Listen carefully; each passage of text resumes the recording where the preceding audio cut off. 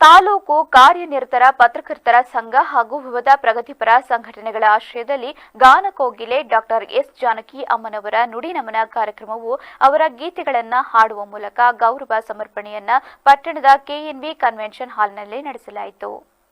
ಕಾರ್ಯಕ್ರಮಕ್ಕೆ ಚಾಲನೆ ನೀಡಿ ಮಾತನಾಡಿದ ಜಿಲ್ಲಾ ಪತ್ರಕರ್ತರ ಸಂಘದ ಮಾಜಿ ಅಧ್ಯಕ್ಷ ರವಿ ನಾಕಲಗೂಡು ಅವರು, ಇದೇ ಮೊದಲ ಬಾರಿಗೆ ಜಿಲ್ಲೆಯ ಎಲ್ಲಾ ಕಡೆ ಜಾನಕಮ್ಮನವರಿಗೆ ಗೌರವ ಸಲ್ಲಿಸುವ ಕಾರ್ಯ ನಡೆಯುತ್ತಿರುವುದು ಅವರ ಗಾಯನ ಕಲಾ ಸೇವೆಗೆ ದೊರೆತ ಹೃದಯ ಸ್ಪರ್ಶಿ ಗೌರವ ಸಮರ್ಪಣೆಯಾಗಿದೆ.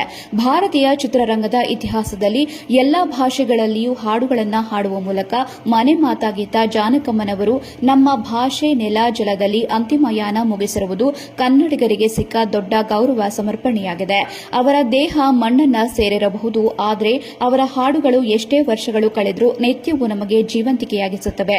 ಅಲ್ಲದೆ ನಮ್ಮೊಂದಿಗೆ ಅವರು ಆಡಿರುವ ಹಾಡುಗಳ ಮೂಲಕ ಜೀವಂತವಾಗಿದ್ದಾರೆ ಎಂದು ಹೇಳಿದರು.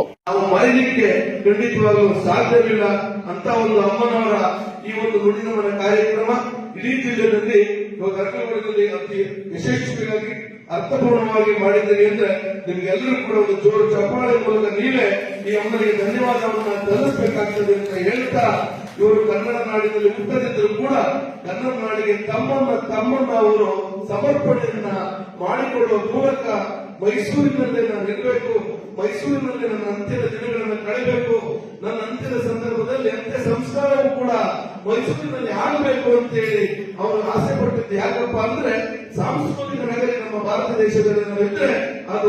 ವಿಷ್ಣು ಸೇನಾ ಸಮಿತಿ ಅಧ್ಯಕ್ಷ ವಿಷ್ಣು ಪ್ರಕಾಶ್ ಮಾತನಾಡಿ, ಅರಕಲಗೂಡು ಎಲ್ಲಾ ಕಲೆಗಳಲ್ಲಿಯೂ ದೊಡ್ಡ ಕಲಾವಿದರನ್ನ ನಾಡಿಗೆ ನೀಡಿದೆ. ಇಂತಹ ಪುಣ್ಯ ಕ್ಷೇತ್ರದಲ್ಲಿ 48,000ಕ್ಕೂ ಅಧಿಕ ಹಾಡುಗಳನ್ನು ಹಾಡಿ ಕನ್ನಡ ಚಿತ್ರರಂಗ ಭಾಷೆಯನ್ನ ಮಾತೃಭಾಷೆಯನ್ನಾಗಿಸಿ ಮೈಗೂಡಿಸಿಕೊಂಡು ಸಾಂಸ್ಕೃತಿಕ ನಗರಿ ಮೈಸೂರು ಜಿಲ್ಲೆಯಲ್ಲಿ ತಮ್ಮ ಅಂತಿಮ ಯಾನ ಪೂರ್ಣಗೊಳಿಸಿಕೊಂಡಿರುವ ಎಸ್ ಜಾನಕಮ್ಮನವರ ನುಡಿ ನಮನ ಕಾರ್ಯಕ್ರಮ ಹೆಚ್ಚು ಅರ್ಥಪೂರ್ಣವಾಗಿದೆ ಎಂದರು. ನಿಮಗೆ ನಾನು ತರವಾಗಿ ನಮನಗಳನ್ನು ಸಲ್ಲಿಸ್ತೇನೆ. ಹತ್ತಾರು ಹಲವಾರು ಕಾರ್ಯಕ್ರಮಗಳನ್ನು ಮಾಡಲಿಕ್ಕೆ ನೀವೆಲ್ಲರೂ ಸ್ಫೂರ್ತಿದಾಯಕರಾಗಿದ್ದೀರಿ, ಪ್ರೇರಣೆಯಾಗಿದ್ದೀರಿ ಅಂತ ಹೇಳಿದ್ರೆ ತಪ್ಪಾಗಲಾರದು.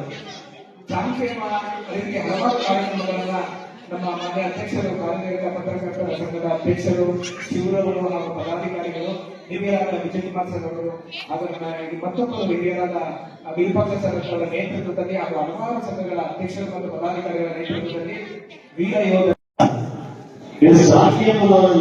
ಕಾರ್ಯಕ್ರಮ ತುಂಬಾ ಅಚ್ಚುಕಟ್ಟಾಗಿ ಮೂಡಿಸಲು ನಮ್ಮ ಮಹಾನಗರಿ ತಂಡದ ಕಲಾವಿದರು ಜೀವನಗಳನ್ನ ಹಾಡುವ ಮೂಲಕ ತಂದುಕೊಂಡಿದ್ದಾರೆ.